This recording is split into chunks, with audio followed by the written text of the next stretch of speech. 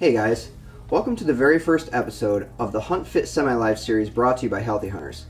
This series is aimed at bringing you weekly updates as we progress through our 2016 season. We will be discussing our struggles and our strategies that we use to fill our tags and put meat in the freezer. Make sure you stick around because at the end of each episode, we're going to be showing you the Healthy Hunters Fitness Tip of the Week. So this season has been off to a really slow start for us.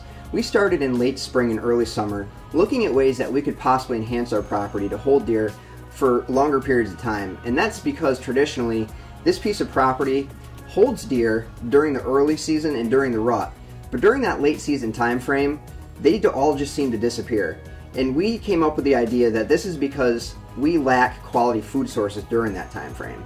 So we went out and we planted clover and alfalfa and other greens to hold them and attract them during the summer. But we also went out and we planted standing corn in the remaining food plots with the hopes that this would hold and attract deer during that late season time frame. But so far this season, we've been seeing a lot of deer activity during daylight hours, but luck just has not been on our side. Fast forward to opening day, Heather and I decided to climb up in a tree stand that we had set up earlier in the summer. It was situated on a thin strip of timber located in between a large CRP field and a standing corn food plot. And we knew that there was plenty of deer in this area, so we were ready for anything to happen. Well, a few minutes go by, and we see two does working their way right up to this stand. We got ready, we were waiting for things to happen, and all of a sudden they just bolted and ran completely out of the field. We had no idea what happened, we were left scratching our heads. Well, about a minute goes by, and I look down, and here comes a black bear, and he runs right by the stand. We didn't have a chance to take a shot, but it was really neat just to see that bear because we've never seen one on our property before. But, needless to say, that definitely set the tone for our season so far.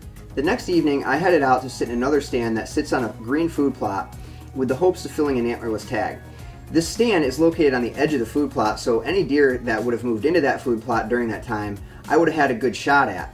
But once again, luck was not on my side.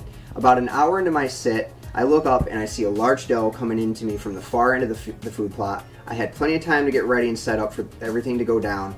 And as I get up, I look down and there's a doe standing there 5 yards away. So now I'm frozen, I can't move, and what happens? The wind starts to swirl.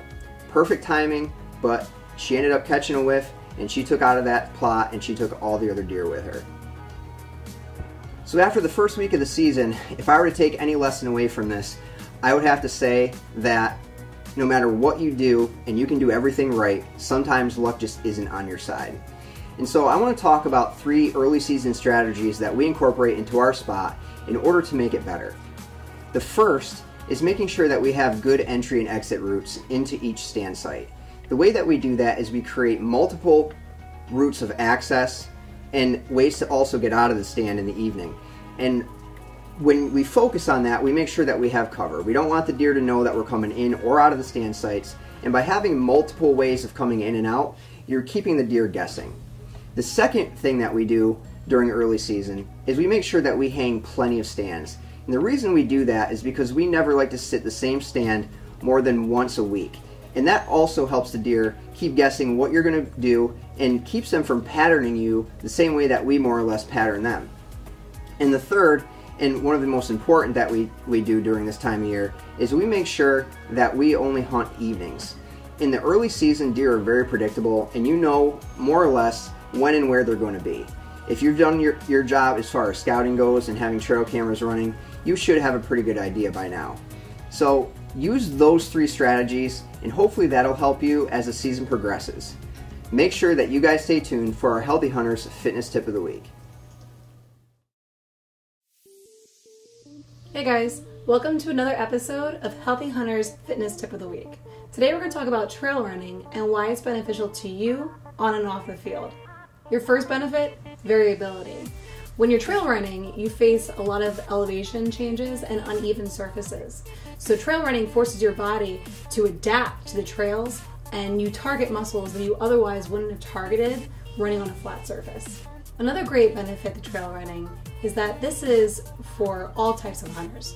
Whether you hunt in a tree stand or you're a mountain hunter, every hunter has to go to and from a destination. But you also have to think about dragging home your game after a successful hunt, because that can be a pretty exhausting task.